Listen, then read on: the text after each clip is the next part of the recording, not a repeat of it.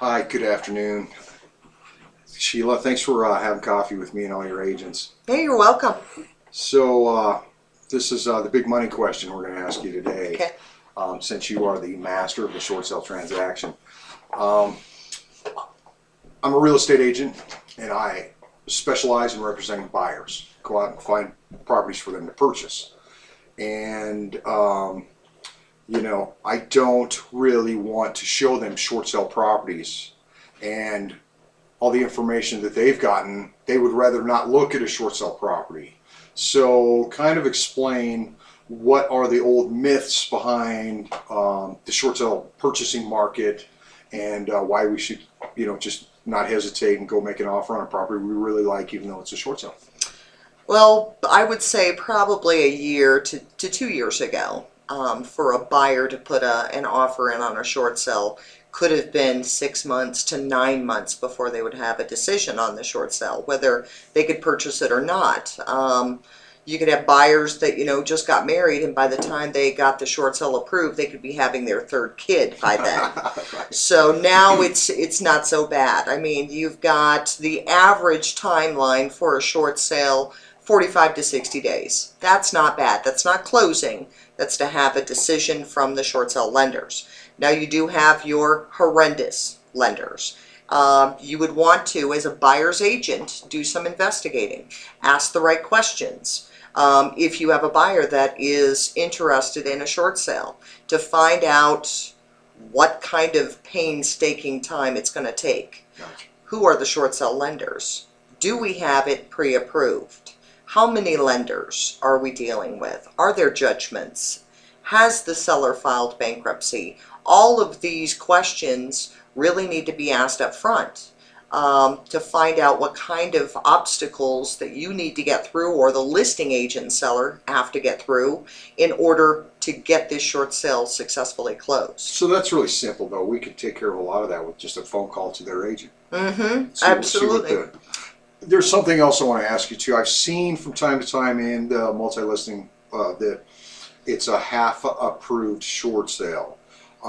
Now, should that be exciting to me and my buyers, because a lot of the valuation negotiation has already been removed? Yes. If we are interested in that neighborhood and that comes up and that's their price range, tell me the time frame. Like, for instance, Bank of America, if it's approved half a Bank of America short sale, what are we looking at? You're looking at less than 30 days. Wow. Because all the negotiator has to do is review the offer. The seller has already been qualified to participate. Now, the other question you want to ask is there a second mortgage? And is it with Bank of America, or is it with another servicer that we still need to get approval from? Okay. Because a lot of listing agents throw it in as half approved, but it's still not completely approved if there's a junior lien holder outside of Bank of America. If Bank of America holds both loans, you've got half approval on both. Wow. Which is good. That's good news. And then they're just reviewing the offer. So you could know in less than 2 weeks. It should not take them more than 30 days. And they're pretty good at it. Wow. That's the more time-consuming part of a short sale, is getting the seller pre-qualified. That takes about 45 to 60 days. But once the seller's qualified, now we have an approved list price. And as long as the offer's in line with that approved list price, the buyer's chances of getting their offer approved are extremely high. Wow, that's actually excellent news. So, when representing a buyer, I guess it's a more exciting time for us now that we could actually get them more involved in the short sale process. If something comes up and they really like this property, as far as any conditions or, money to, the closing, stuff like that, should really look at these short sale properties. More seriously, yeah, because you're not going to get these prices.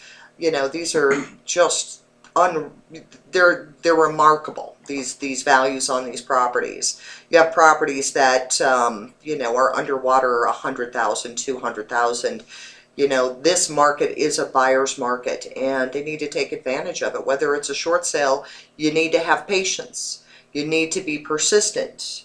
And as long as you do that, you'll get to the end. Now, the listing agent's got to keep you advised, because if the listing agent doesn't keep the buyer's agent advised, as to the status, the process, what's happening, where are we at, you're going to lose the buyer. You know, and if we don't have a buyer, we don't have a short sale.